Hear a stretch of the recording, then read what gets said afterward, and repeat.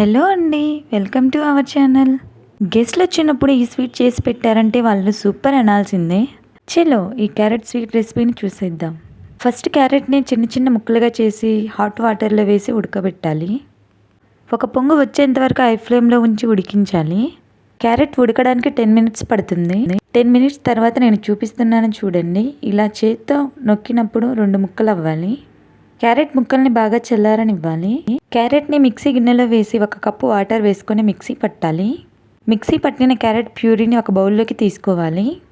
అందులో 2 కప్పుల sugar powder, 1 cup cornflour వేసి బాగా తిప్పాలి. ఉండలు లేకుండా తిప్పాలి.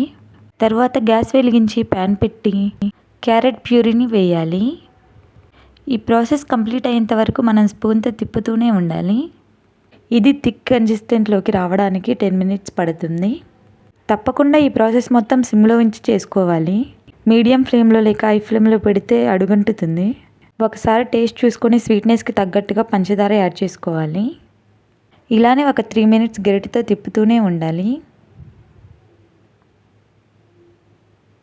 ఉడికేటప్పుడు మధ్యలో 1 స్పూన్ నెయ్యి వేసుకోండి.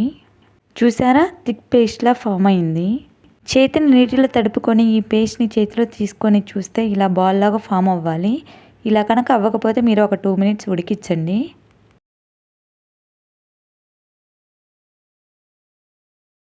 నెక్స్ట్ దీనిని ఒక 10 నిమిషాల పాటు ఫ్యాన్ కింద ఉంచి బాగా చల్లారనివ్వాలి. బాగా చల్లారిన తర్వాత చేతికి నూనె రాసుకొని నేను చూపిస్తున్న విధంగా బాల్స్ లాగా చుట్టుకోవాలి. తర్వాత ఈ బాల్స్ని కొబ్బరి పౌడర్లో వేసి బాగా డిప్ చేయాలి. 2 సైడ్స్ డిప్ చేయాలి.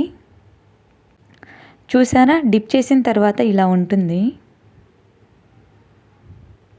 మిగతా వాటిని కూడా బాల్స్ లాగా చేసుకొని కొబ్బరి పౌడర్లో డిప్ చేసి సర్వ్ చేసుకోవడమే.